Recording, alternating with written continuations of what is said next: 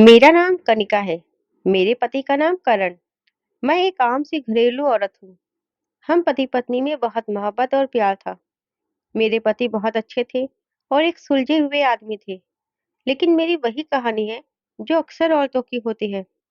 शादी के बाद एक चार बच्चों के साथ घर के कामकाज और कम सैलरी पर गुजारा करना मेरे लिए बहुत मुश्किल काम था, जबकि कोई घर में मदद करने वाला भी नहीं था। ऐसे हालात में मेरी तरह और भी औरतें गुजरती हैं, लेकिन जो किस्सा मेरे साथ हुआ, उसने तो मेरी पूरी जिंदगी बदल कर रख दी। ये उन दिनों की बात है जब मेरी शादी को 9 साल गुजर गए थे। भगवान ने मुझे चार बेटे दे दिए थे। चार बेटों में एक एक डेढ़ डेढ़ साल का अंतर था। मैं उन्हें ठीक से संभाल नहीं पाती थी। करण का छोटा सा घर और कम तनख्वाह, ना कोई नौकर चाकर, छोटे छोटे बच्चों के साथ मुझ अकेली से घर के काम नहीं संभाले जाते थे। करण अपने माता-पिता की इकलौती संतान थे। उनके पिता का देहांत हमारी शादी से कुछ साल पहले ही हो गया था। उनके पिता की तबीयत ज़्यादा ही खराब हो गई थी, जिसके चलते वह करण और उसकी माँ को इस दुनिया में छोड़कर अकेले चले गए थे। और मेरी सास मेरी शादी के 3 साल बाद ही चल बसी थी। अब मैं और करण इस घर में अकेले ही रह गए थे। और करण के काम पर जाने के बाद मैं अकेली सारा दिन घर पर बच्चों को संभालती और घर के काम भी करती थी। एक अकेली औरत के लिए छोटे बच्चों को संभालना और उसके साथ घर के काम भी करना बहुत मुश्किल होता है। लेकिन मेरे पति करण सुबह को नाश्ता बनाने में मेरी मदद कर देते थे, मगर जब वह अपने ऑफिस चले जाते तो मेरा पूरा दिन किचन में चक्कर लगाते लगाते गुजर जाता था। दिन बहुत मुश्किल से गुजर रहे थे। घर पर मेरे अलावा कोई और नहीं था जिससे मैं बात करती या जिसे मैं अपना दुख सुना सकती थी। रात को करण जब ऑफिस से घर आते तो बच्चों के साथ खेलने में लग जाते थे और रात का खाना खाते ही हम दोनों अपनी अपनी जिम्मेदारियों से इस कदर थक जाते थे कि देखते ही देखते हमें नींद आ जाती थी।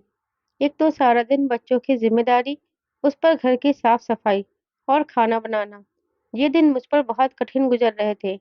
जब एक दिन करण एक बड़ी उम्र के आदमी को अपने साथ घर ले आए और मुझसे कहने लगे, ये लो बीवी साहिबा, तुम्हारा मसला हल हो गया। आज से यह अंकल तुम्हारे सारे काम कर लिया करेंगे और बच्चों को भी संभाल लेंगे। तुम उनसे जो काम करोगी, ये मना नहीं करेंगे। बस रात को 8 बजे इन्हें वापस जाना होगा। करण मुझे बताने लगे, यह बुजुर्ग मेरे ऑफिस के बॉस के घर के नौकर हैं। वह लोग कुछ महीने के लिए बाहर घूमने फिरने जा रहे हैं, लेकिन यह इनका कोई भी रिश्तेदार नहीं है। इसलिए बॉस ने मुझसे कहा है कि मैं इन्हें अपने साथ ले जाऊं। जो भी काम काज हो, तुम इन्हें बता देना। ये तुम्हारी मदद सब कामों में कर देंगे। देखने में वह आदमी अच्छी खासी अधेड़ उम्र के थे। चेहरे पर झुर्रियां छाई हुई थी। सर के बाल सफेद हो चुके थे। वह अपनी नजरें झुकाए खड़े थे, सादे से सलवार कमीज में। उनके चेहरे पर सफेद रंग की दाढ़ी। उन्हें देखकर मैंने सोचा कि अगर कोई औरत होती तो मुझे भी सुकून हो जाता। लेकिन यह इतने बूढ़े आदमी भला मेरी क्या मदद कर सकते हैं। लेकिन अब करण के बॉस का हुक्म था तो हम टाल नहीं सकते थे। वह सुबह को 9 बजे ही हमारे घर पर आ जाया करते और रात को 8 बजते ही वापस चले जाते थे। मैं उनसे अपने घर का कामकाज क्या करवाती। उनके आने से मेरी इतनी मदद जरूर हो गई थी कि मेरे बच्चे उनसे बहल गए थे और वह घर के छोटे छोटे काम कर देते थे। वह मुझे बेटा कहकर पुकारते थे। जब मैं किचन में काम करती होती तो वह मेरे पीछे पीछे किचन में आ जाते और कहने लगते, बेटा मुझे चाय बनानी आती है और सब्जी भी मैं अच्छी काट लेता हूँ। अगर कोई काम हो तो तुम मुझसे बिना तकल्लुफ कह सकती हो। पुराने से कपड़े पहने हुए, कंधे पर रुमाल लटकाए हुए, वह इतनी गर्मी में किचन में पसीना पोंछते हुए मेरा एहसास करने आ जाते थे। वह हमेशा मुझसे काम पूछते रहते, लेकिन मैं उनसे कोई काम नहीं करवाती थी, क्योंकि वह बहुत उम्र दराज थे। वह मेरे पिता के ही उम्र के थे। मुझे उनसे काम बताते हुए बहुत शर्म आती थी। अंकल आप रहने दें, हम कौन सा इतने अमीर हैं जो आप हमारा हुक्म मानेंगी। और आप हमारे यहाँ नौकर नहीं हैं। बस आप मेरे बच्चों को संभाल लिया करें और बाजार से सामान ला दिया करें। मुझे उनके आ जाने से बहुत आसानी हो गई थी। बाजार की काफ़ी चीज़ें मैं उनसे मंगवा लेती थी। बस 8 बजते ही वह अपने घर जाने के लिए तैयार खड़े होते थे। फिर वह मुझसे इजाज़त माँगते और कहते, बेटा मैं जाऊँ? जब मैं उनसे कहती कि जाइए, वह मुझसे कहते कि बेटा बस ₹50 दे दो। मेरे पास अक्सर पैसे होते थे, मैं उन्हें रोज़ ₹50 उनके माँगने पर दे देती थी। एक बार मैंने उन्हें 100 का नोट दिया, कहा कि रख लें। लेकिन उन्होंने वह मुझे वापस कर दिया और कहने लगे कि बेटा सिर्फ़ ₹50 ही लूँगा। मैंने उन्हें बहुत देने की कोशिश की, उनसे कहा कि मैं अपनी खुशी से दे रही हूँ, लेकिन उन्होंने मुझसे मना कर दिया और कहने लगे कि मैं सिर्फ़ ₹50 ही लूँगा। मुझे उनकी बात कुछ अजीब-सी लगी।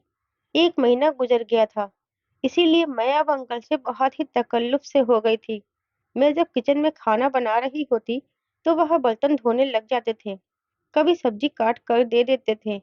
अब मैं उनके साथ किचन में काम कर लिया करती थी। अब पहले की तरह मुझे उनके साथ किचन में हिचकिचाहट नहीं होती थी। वह मुझसे बच्चों के बारे में भी बात कर लेते थे। कभी-कभी सब्ज़ी काटते हुए वह मुझसे खाना बनाने की रेसिपी भी पूछने लगते। अब मुझे उनसे बात करते हुए हिचकिचाहट सी महसूस नहीं होती थी। दोपहर में मैं अपने बच्चों को सुलाकर किचन में काम करने के लिए आ जाती, तो वह अंकल मेरे पीछे-पीछे मेरा हाथ बटाने किचन में आ जाते थे। एक बार मैंने उनसे उनके घर वालों के बारे में पूछा, तो एकदम उनके चेहरे की मुस्कुराहट गायब हो गई। उनके चेहरे का रंग उड़ गया। उसके बाद वह मुझे गुस्से से देखने लगे। पहली बार मुझे उनको देखकर डर लग रहा था। फिर मैंने उनके चेहरे से नज़र हटा ली और अपने काम में लग गई। उन्होंने मुझे कोई जवाब नहीं दिया, बस खामोशी से किचन से निकलकर बाहर चले गए। मैंने अपने दिल में सोचा कि मुझे क्या ज़रूरत पड़ी थी, जो मैं उनसे उनके घर वालों के बारे में पूछती रहूं। बेहतर है कि मैं अपने काम से काम रखूं। अब मैं उनसे कभी भी कोई सवाल नहीं करूंगी। अगले रोज जब सुबह वे घर पर आए, तो उनका बर्ताव पहले जैसा ही था। फिर बातों ही बातों में वह अपने मालिक के किस्से सुनाने लगे। उनके बच्चों का जिक्र करने लगते और कहने लगे, बेटा मैं तुम्हें क्या बताऊं, अनिल साहब आदत के बहुत अच्छे हैं, मेरा बहुत ख्याल रखते हैं। उनके बच्चे जब कभी-कभी चिढ़ जाए तो मुझसे बदतमीजी कर लेते हैं, वरना तो वह मुझसे बहुत अच्छे से बात करते हैं। मैंने उनसे पूछा, अंकल आपने बड़ी मैडम के बारे में कभी नहीं बताया, वह कैसी है? मैं किचन में सलाद काटते हुए उनसे पूछने लगी। वह भी वही मेरे पास ही बैठे थे।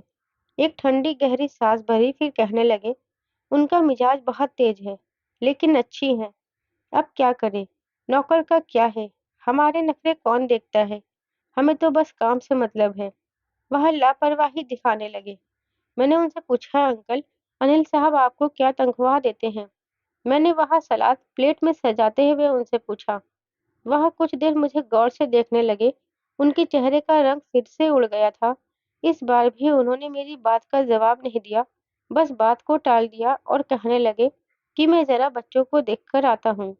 ये कहकर वह किचन से बाहर चले गए। एक बार वह किचन में सब्जी काट रहे थे और गर्मी बहुत तेज थी, इसीलिए उन्होंने अपनी आस्तीन ऊपर को चढ़ा ली थी। मैं भी वहीं पर रोटी बना रही थी। जब मेरी नज़र उनके हाथ पर पड़ी, उनके हाथ पर गहरे जख्म के निशान थे। ऐसा लग रहा था जैसे उनका हाथ बहुत बुरी तरीके से जला हो। अंकल, यह हाथ कैसे जला? बहुत बड़ा निशान है। उनका हाथ देखकर मेरा दिल कांप गया था।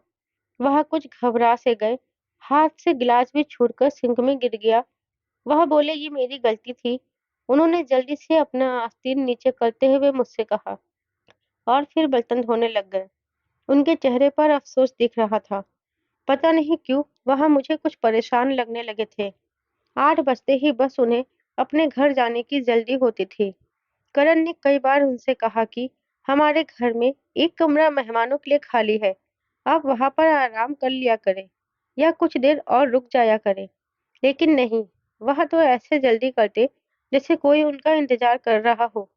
एक बार खुद ही बातों बातों में वह अपनी पत्नी के बारे में मुझे बताने लगे। कहने लगे, वह मेरा बहुत ख्याल रखती है, बहुत अच्छी औरत है, जैसे तुम अपने पति करण का ख्याल रखती हो। भगवान तुम दोनों की जोड़ी सलामत रखे। जुग जुग जियो, सदा सुहागन रहो। मैंने उनसे कहा कि आपको आंटी से बहुत मोहब्बत है, इसी वजह से 8 बजते ही आपको जाने की जल्दी होती है। वह आपका इंतजार करती होंगी। मेरे कहने पर एक उदासी उनके चेहरे पर छा गई और वह गहरी सोच में गुम हो गए और कहने लगे, ठीक कहती हो बेटा, वह मेरा इंतजार करती है। मैं थोड़ा सा भी लेट हो जाऊं तो दरवाजे पर खड़े होकर मेरी राह देखने लगती है। वह मेरे लिए बहुत ज्यादा परेशान हो जाती है। घर जाता हूँ तो मैं उसके पास बैठता हूँ, तभी मेरे पोते पोतियां आकर मेरे गले लग जाते हैं, मुझे दादा दादा कहकर मेरी गोद में बैठने लग जाते हैं। बहू आकर अपने सर पर मेरा हाथ रखवाती है और मुझे पानी का गिलास देती है। मुझसे कहती है कि पिताजी खाना अभी गर्म है, अगर आप कहें तो मैं आपके लिए लगा दूं। लेकिन एक तुम हो जो मुझे खाना खिलाए बिना यहाँ से जाने नहीं देती। मुझे रोज अपनी बहू को मना करते हुए शर्म आती है। वह मेरे सर पर हाथ रख कर प्यार से बोले, जैसे कोई अपनी बेटी से लाड में कहता हो। फिर रात को मेरा बेटा ऑफिस से आकर बहुत देर तक मेरी टांगे दबाता है। मैं उससे कहता हूँ कि तुम खुद थके हारे काम से आए हो, फिर क्यों मेरी टांगे दबाने बैठ जाते हो? मैं दिन भर काम करता हूँ क्या? कनिका और करण मुझे कोई काम नहीं करने देते, मेरा बहुत ध्यान रखते हैं। लेकिन मेरा बेटा कहता है कि पिताजी जब तक मैं आपकी टांगे न दबा लूं, मुझे नींद नहीं आती। मुझे उनकी बात सुनकर बहुत ज्यादा खुशी हुई कि उनकी इतनी नेक औलाद है, जो उनकी इतनी खिदमत और परवाह करती है। वरना आजकल की औलाद तो अपने माता पिता को देखती भी नहीं है। और फिर मेरी पत्नी जब तक दिन भर की बातें मुझे ना बता दे, उसके दिल को चैन नहीं मिलता है। बस उसकी बातें ही खत्म नहीं होती कि मेरी आंख लग जाती है। वह ये बात कहकर हंसने लगे। मैं उससे कहता हूँ कि हमारी उम्र बीत गई है, लेकिन तुम्हारी मोहब्बत अब भी वैसी है। वह मुस्कुराते हुए अपनी आंखों में आए आंसुओं को साफ करने लगे, जो शायद उनकी हंसी से आंखों में आ गए थे। मैंने कहा, सच्ची मोहब्बत अंकल वही है जो आपकी पत्नी आपसे करती है। औरत की मोहब्बत पुरानी कब होती है? वह तो समय के साथ साथ और ज्यादा मजबूत होती जाती है। मेरी बात पर वह मुझे गौर से देखने लगे। कहने लगे कि तुम बिल्कुल मेरी पत्नी कामिनी की तरह बातें करती हो। मैं सोचता हूँ अगर मेरी कोई बेटी होती तो वह बिल्कुल तुम जैसी होती। वह मुस्कुराकर कहने लगे, आप नौकरी क्यों करते हैं अंकल? मेरे सवाल पर वह एकदम घबरा गए। उनका मिजाज बहुत अलग था। कभी कभी बात करने पर आते तो अपने घर वालों की सारी बातें मुझे बताने लगते थे, और कभी कभी मैं उनसे कुछ सवाल करती तो वह बिना जवाब दिए ही वहां से उठकर चले जाते। अभी वह मेरे इस सवाल का जवाब दिए बिना ही उठकर वहां से चले गए थे। फिर मैंने दिल ही दिल में सोचा कि हो सकता है इन्हें पैसों की परेशानी हो, बेटे की तनख्वाह ज्यादा नहीं हो, तभी इस उम्र में मेहनत कर रहे हैं। मैंने करण से कहा, आपका बॉस तो अंकल को अच्छी तनख्वाह देता होगा, जिससे उनका गुजारा बहुत अच्छे से हो जाता होगा। लेकिन अब वह यहाँ नहीं है, तो अंकल के घर वालों को मुश्किल हो रही होगी। आप जितनी तनख्वाह आसानी से दे सकते हैं उन्हें दे दें। मेरी बात सुनकर करण ने जवाब दिया, तुम्हें क्या लगता है मैंने उन्हें तनख्वाह देने की कोशिश नहीं की होगी? लेकिन वह मुझसे पैसे ले तब ना, जब भी मैं उन्हें पैसे देता हूँ वह हर बार मना कर देते हैं और कहते हैं कि तुम जो दे देती हो बस वही मेरी तनख्वाह है।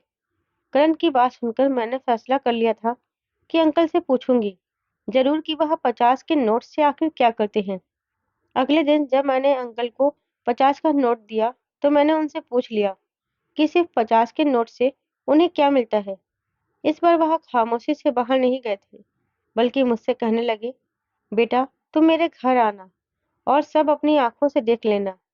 अगले दिन जब मैं उनके घर गई तो मेरे पैरों तले से जमीन निकल गई, क्योंकि वहां तो मैं और करण दोनों ही अंकल के साथ उनके घर गए थे। एक सुनसान सा मोहल्ला था, छोटी छोटी गलियां थी, अजीब सा माहौल था। एक गली के अंदर जाते ही दो चार घर के बाद गली बंद थी।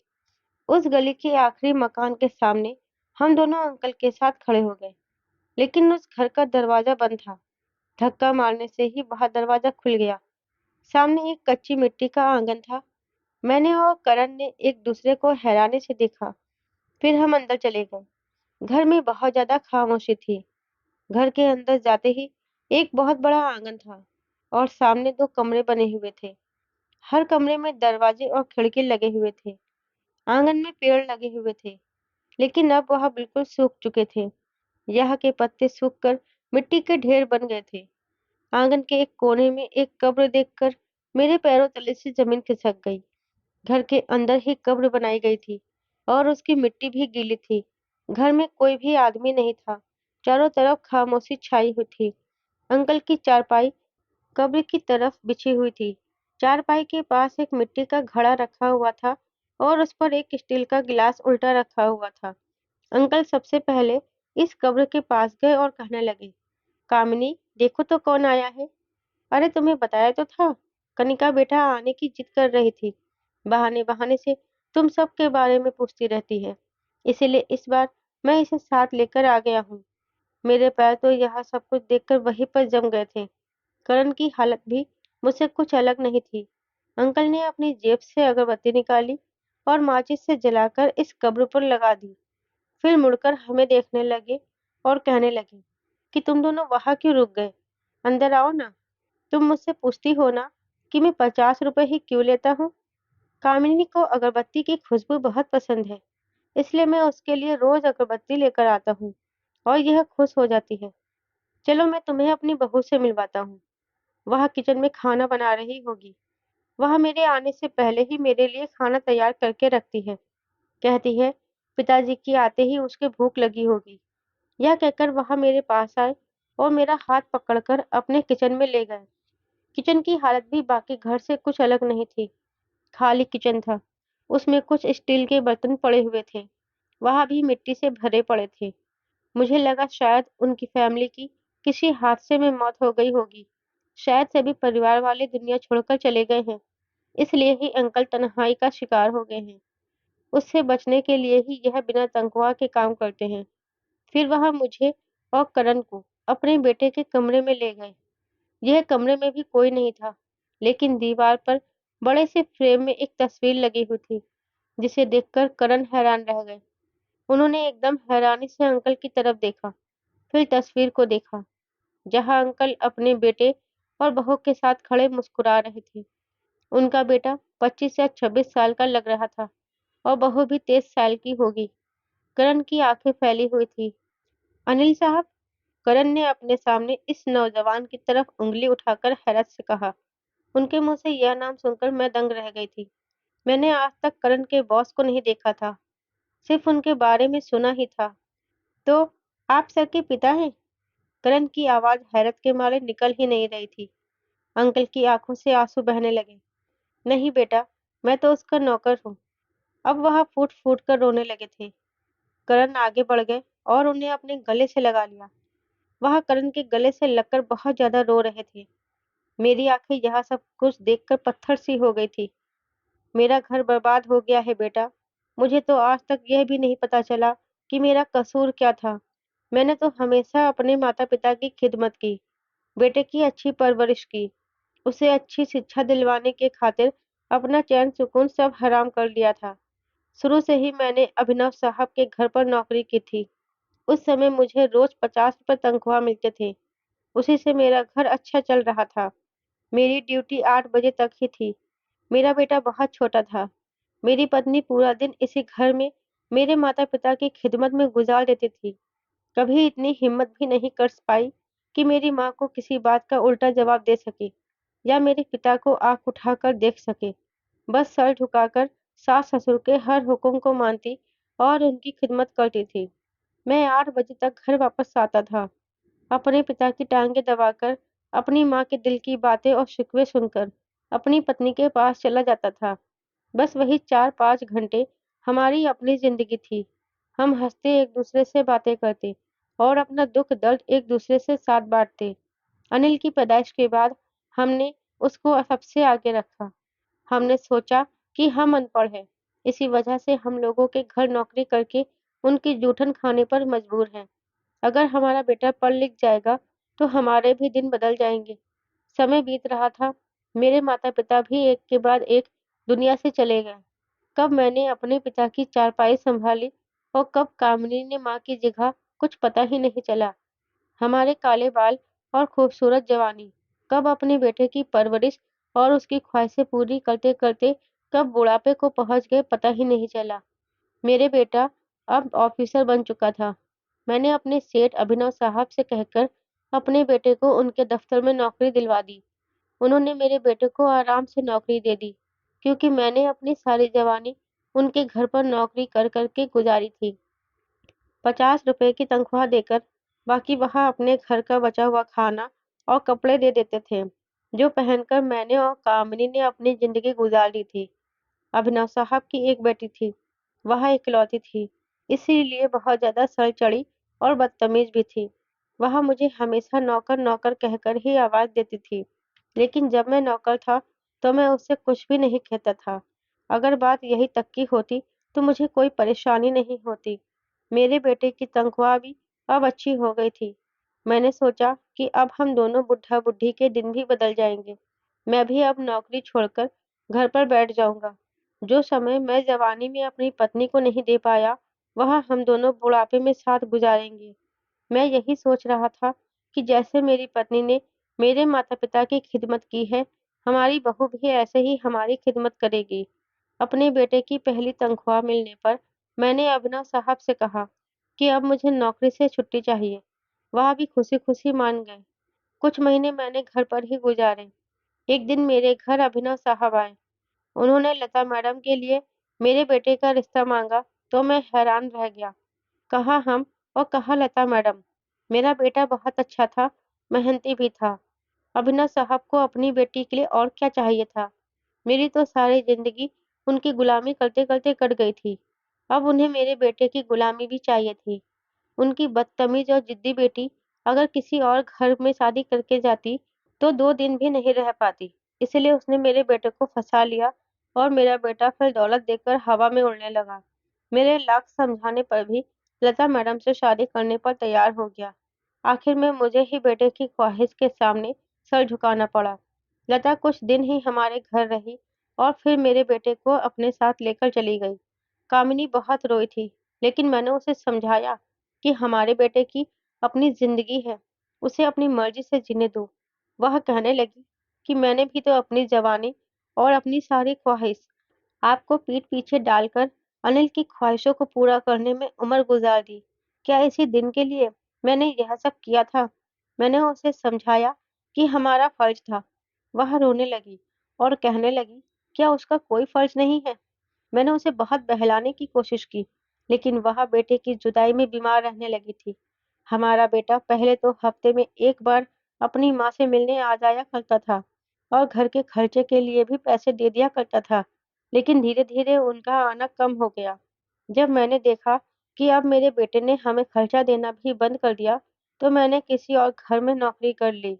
कामिनी की जवानी भी मेरे इंतजार में गुजरी और बेचारी का बुढ़ापा भी मेरा इंतजार करते-करते गुजर गया। अगर मुझे लौटने में थोड़ी-सी भी देर हो जाती, तो वह दरवाजे की दहलीज पर खड़ी मेरा इंतजार करती।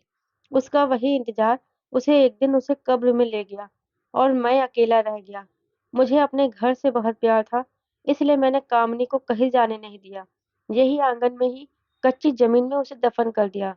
मेरा बेटा जबरदस्ती मुझे अपने यही आंगन में ही कच्ची जमीन में उसे दफन कर दिया। मेरा बेटा जबरदस्ती मुझे अपने साथ ले गया। मैं दिन में तो वहां पर गुजार लेता हूँ, लेकिन रात को 8 बजते ही मुझे ऐसा लगता है जैसे कामिनी अकेली है और मेरा इंतजार कर रही है। इसलिए मैं घर वापस आ जाता हूँ और यही रात गुजारता हूँ। लता ने कभी मुझे अपना ससुर नहीं समझा और ना मेरी कभी इज्जत की। आज भी मुझे नौकर कहकर ही बुलाती है। मेरा बेटा तो उसके एहसानों तले दबा हुआ है, इसलिए उससे कुछ नहीं कहता। उसके बच्चे भी उसकी माँ की परवरिश की वजह से उसी के नक्शे कदम पर चल रहे हैं। इसीलिए उस घर में आज भी मेरी हैसियत वही है जो पहले दिन हुआ करती थी। अभी भी मैं उस घर में नौकरी करता हूँ। बस फ़र्क यह है कि अब अभिनव साहब के बजाय 50 रुपए तनख्वाह मैं लता मैडम से बहुत हक से माँगता हूँ, क्योंकि वह मेरी मेहनत की कमाई होती है। कामिनी को अगरबत्ती की खुशबू बहुत पसंद है, इसलिए 50 रुपए की अगरबत्ती यह लेकर आता हूँ और सोचता हूँ कि सारी जिंदगी जिस औलाद के सपने पूरे करते करते हमने गुजार दी, उसके पास 2 घड़ी हमें देने के लिए वक्त नहीं है। यहाँ तक कि जब वह मुझे किसी मेहमान से मिलवाता है, तो मुझे नौकर ही बताता है। लेकिन मुझे इस बात का कोई दुःख नहीं होता, क्योंकि मैंने अपनी सारी ज़िंदगी नौकरी करके ही गुज़ारी है। नौकर कहलाने में किस बात की शर्म। अब जब अपनी पत्नी को वक्त देने का समय आया, तो उसके पास समय नहीं बचा था।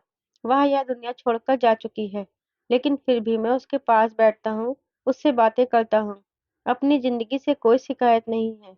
अंकल की पूरी कहानी हमने अपने आंसू बहाते-बहाते सुनी थी। रो-रो कर मुझे हिचकियाँ शुरू हो गई थी। यह कैसा जुल्म था, कैसी अंधड़ नगरी थी। इतने बड़े घर में नौकरों की कौन-सी कमी थी, जो एक ससुर की खिदमत नहीं की जा सकती थी। और ये कहानी कौन-सी नई है। बहुत सी जगह पर माता-पिता के साथ औलाद ऐसे ही सलूक करते हैं, लेकिन भगवान उनको भी इसके किए की सज़ा ज़रूर देगा, क्योंकि उन्हें भी एक दिन किसी का माता-पिता बनना है। जब उन पर जुल्म होगा, तब उन्हें अपने माता-पिता के दर्द का एहसास होगा। हम सर झुकाए, उदास चेहरे से अंकल के घर से अपने घर आ गए। अगले दिन जब अंकल हमारे घर आए, तो मैंने उनसे कहा, अंकल, अब आप कहीं नहीं जाएँगे। आप मेरे साथ मेरे ही घर पर रहेंगे। मुझे आप अपनी बेटी ही समझिए। मैं आपकी सेवा करना चाहती हूँ। प्लीज़ अंकल मना मत कीजिएगा। मैं आपके साथ वक़्त गुज़ारना चाहती हूँ। मेरे बच्चे आपके साथ बहुत घुल-मिल गए हैं। आपको दादा कहते हैं। इस घर को, हमारे परिवार को अपना लीजिए और हम सबके साथ ही रहिए। करण ने भी उनसे जिद की हमारे घर पर ही रुकने की, तो वो हमारी बात मान गए। अब वह अपने बेटा और बहू के पास भी नहीं जाते, पर हर रात 8 बजे अपने घर जाकर अगरबत्ती जलाकर आंटी से कुछ बातें करके वापस हमारे घर हमारे साथ ही रहने के लिए आ जाते हैं। आखिर में आप सबसे मैं यही कहना चाहूँगी कि अपने जीते जी अपने माता-पिता की सेवा कर लीजिए, क्योंकि आपको अपने कर्मों का फल इसी जन्म में मिलता है। तो दोस्तों, उम्मीद करती हूँ आपको हमारी कहानी पसंद आई होगी। कहानी पसंद आई है तो वीडियो को लाइक और शेयर करें। चैनल पर नए हैं तो चैनल को सब्सक्राइब ज़रूर करें। साथ ही बेल आइकन को प्रेस करें, जिससे वीडियो की अगली अपडेट सबसे पहले आपको मिले।